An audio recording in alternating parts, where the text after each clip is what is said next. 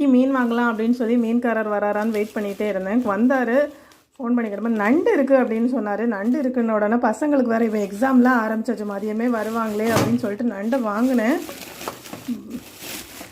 Blue colour graph வந்து சூப்பராக இருக்கும்னு சொல்லுவாங்க. பட் எல்லா டைமும் நமக்கு அந்த நண்டு கிடைக்கிறதில்ல. மொத்தம் 3 நண்டு கிடச்சிது. ஆனால் பெரிய நண்டாக கிடச்சிது. இந்த நண்டோட ரேட்டு வந்து என்னவா இருக்கும்னு கெஸ் பண்ணுங்கள். இத்தனாண்டி சைஸுக்கு 3 நண்டு கொடுத்தாரு.